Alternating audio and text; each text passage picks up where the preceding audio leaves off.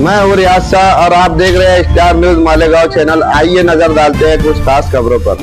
Civil hospital आज खड़की road पे समा होटल के पास महाजन सेठ के कंपाउंड के पास बिल्कुल एक लाइनमैन बंदा जो पोल के ऊपर खड़े होकर काम कर रहा था, ऊपर उसको करंट लगा और करंट लगने के बाद वो ऊपर से नीचे गिर गया और जगह पे उसकी डेथ हो गई। हम लोग बार बार बिजली कंपनी की शिकायतें कर रहे हैं। यह आदमी हेल्पर बोलकर लिया गया हुआ है।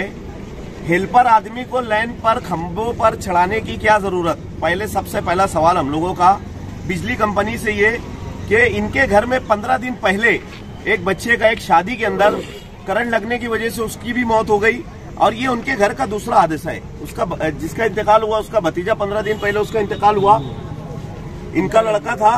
और अब इनका जो भाई है ये मासूर है, इनका बच्चे का इंतकाल हुआ था। और अब जो हुआ है अब मासूर कैसे हुआ? ये भी उसी यार लाइन में लगता था मेरा भाई, ये भी उसी वजह से मासूर हुए कि ये भी लाइन में ही गए थे।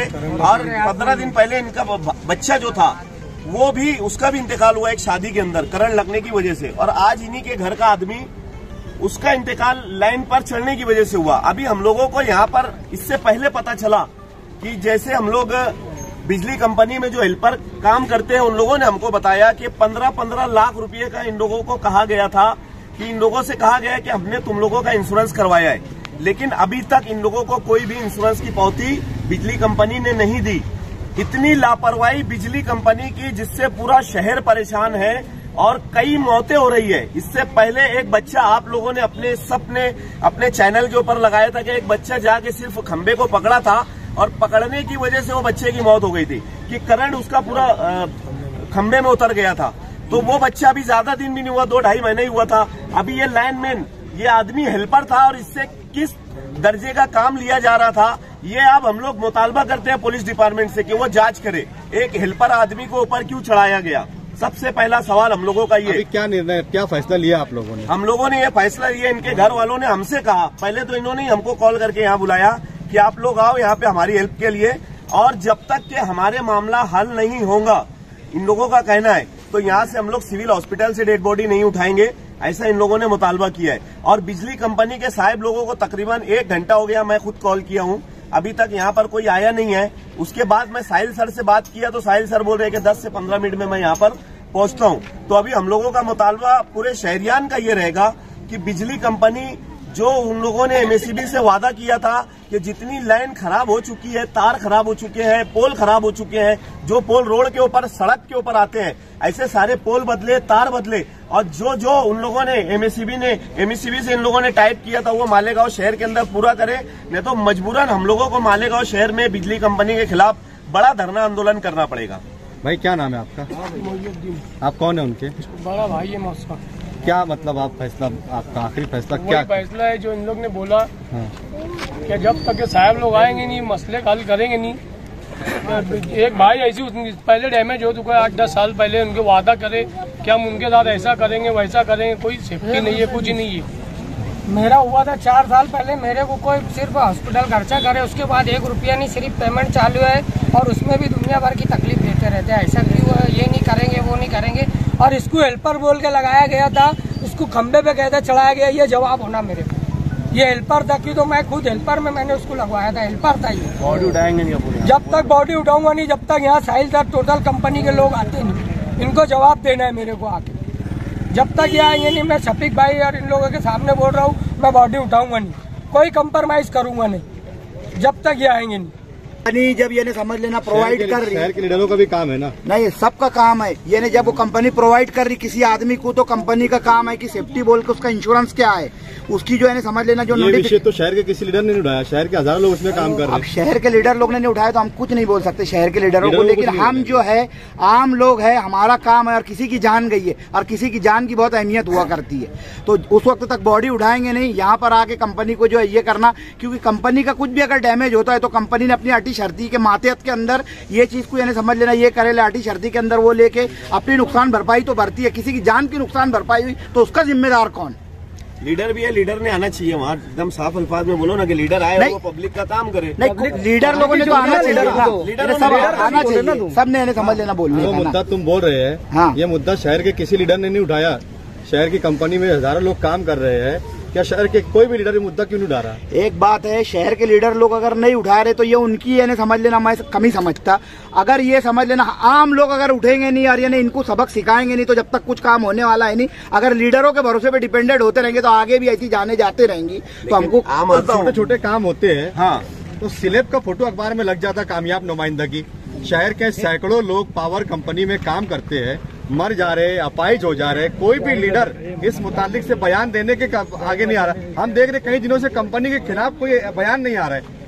पहली बात तो मैं एक चीज आप लोगों को बोलना चाहूंगा कि यहाँ पर लीडरों को ही नहीं पता रहता है कि कौन से लीडर का कौन सा काम है। एक कॉर्पोरेटर का काम होता है कि यार वो कॉर्पोरेशन पे ध्यान दे, आमदार का काम होता है कि वो असेंबली पे ध्यान दे, और खासदार का काम होता है कि वो पार्लियामेंट पे ध्यान दे। पार्लियामेंट के काम मालेगांव में लाए, असेंबली के लाए और कॉर्पोरेशन के लाए, लेकिन इन लोगों को किसी की पड़ी नहीं है। यहाँ पर छोटी छोटी चीजों के ऊपर, स्लेब, रोड और गटर और मच्छर मारने की दवा, इसके ऊपर यहाँ पे राजकारण होता है। बाकी और किसी पे लोग अपनी जानों से हाथ धो बैठ रहे हैं। यहाँ पर देख लो, ये 1000-2000 के ऊपर बिजली कंपनी में लोग काम कर रहे हैं। इन लोगों को लीडरों ने चाहिए कि सबसे पहले तो उन लोगों ने ये आवाज उठाना चाहिए था कि यार इन लोगों का इंश्योरेंस करवाया जाए। जो आदमी वहाँ पर जॉब पे लगता है, सबसे पहले वो ठेके पद्धत का आदमी है, उसको सबसे पहले उसके हाथ में इंश्योरेंस की कॉपी दी जाए कि तेरा इंश्योरेंस हमने करवा लिया। उसके बाद कोई भी सेफ्टी किट इन लोगों को नहीं दी जा रही है।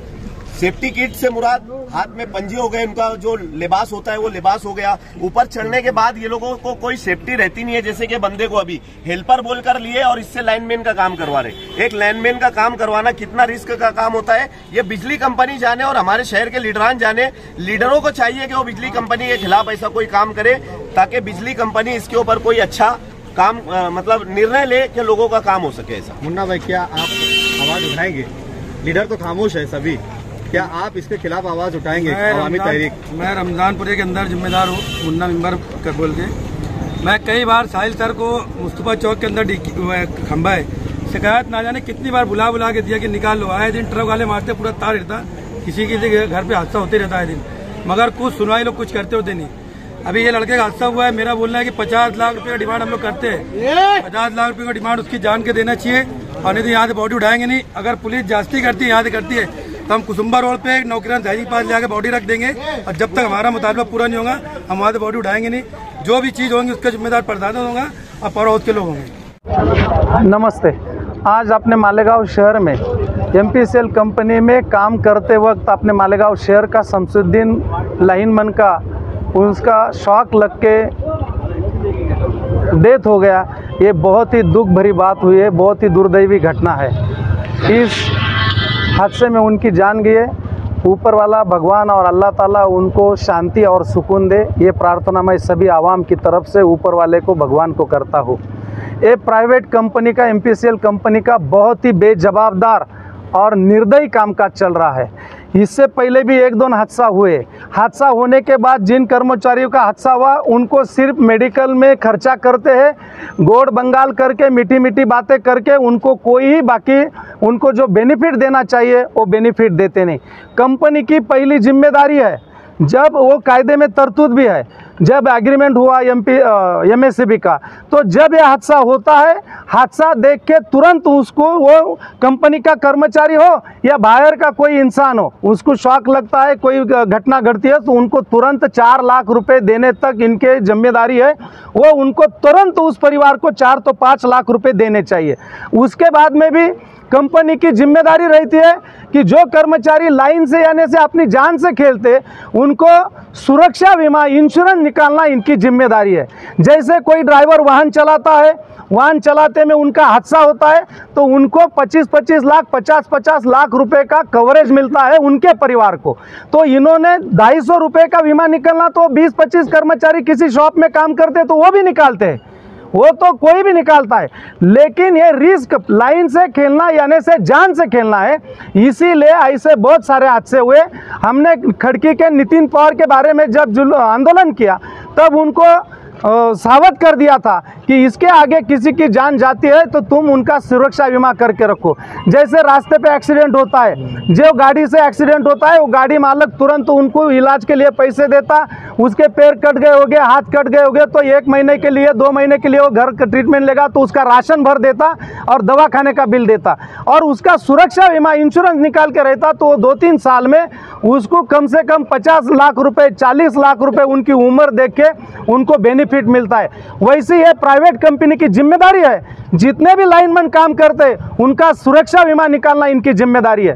इन्होंने ये बीमा निकाला नहीं होगा तो उनको उनकी कंपनी से बहुत सारे करोड़ों रुपए का बेनिफिट होता है। उसमें से इन लोगों को जिनकी अभी परिवार अनाथ हो गया उनके लिए 1-1 कोटी रुपए 50-50 लाख रुपए देना इनकी जिम्मेदारी है, उन्होंने वो देना चाहिए।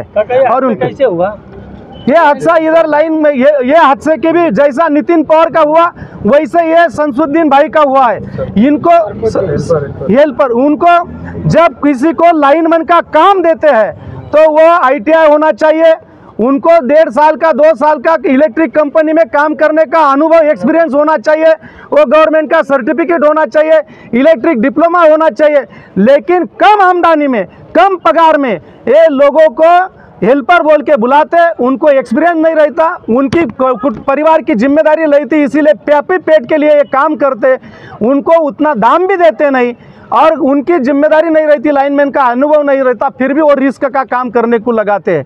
ये काम करने को लगाता है तो इनकी जिम्मेदारी है कि इनका बड़ा सुरक्षा बीमा निकालने की, इन्होंने ये निकाले नहीं है। नितिन पवार के बारे में हमने जब आंदोलन किया, उनका जो मध्यस्थी करने वाला देवरे कोई था, देवरे साहब, वो आया, हम 2 दिन में इसको जो बड़ी भरपाई देते, वो आंदोलन हमने वहाँ पे तकुब किया। हम ऊपर कलकत्ता भेजे है, वहाँ से परमिशन आ रही है, वहाँ से परमिशन आ रही है। 5 लाख रुपए वो उम्र भर का अफाइज हो गया, उसके दोनों हाथ चले गए, लाचार हो गया और उसको 5 लाख रुपए बोलते। 5 लाख रुपए तो गवर्नमेंट का MSCB से एग्रीमेंट हुआ है, वहाँ से ही तुमको देना है 5 लाख रुपए। लेकिन इंश्योरेंस का भरपाई उनकी लाइफ की जिम्मेदारी तुम्हारी है। तुमने जब कभी उनका इंश्योरेंस निकाल के रहता लाइफ सुरक्षा बीमा तो उनको 50 लाख रुपए आधा कोटी तक उनकी आमदनी करके उनके पिछले परिवार को लिए मिलता था। अभी उनके बहुत बड़े 2-4 हादसे हो गए, वो बहुत मगरूरी से काम कर रहे हैं, कायदे से उनकी तरफ कोई ध्यान नहीं देता, उनका ज़्यादा फायदा उठा रहे हैं। अपन सब मालेगांव की आवाम मिलके अपन 15 तारीख के उम्रा का कार्यक्रम होने के बाद ये इस लड़के को कितना बेनिफिट देते, इन्होंने उनका इंश्योरेंस लाइफ सुरक्षा बीमा निकाला है कि नहीं, ये सब देख लेंगे। 15 तारीख के बाद मैं 12 बलूतीदार फाउंडेशन के माध्यम से हम सब इस परिवार के पीछे है और वो नितिन पवार का भी अपने को आंदोलन करना है। वह अपन धरने आंदोलन करके माने तो ठीक है, नहीं बातों से नहीं माने तो लातों से मनवाएंगे और इनको न्याय दिला देंगे। ये परिवार इस वीडियो को लाइक करें,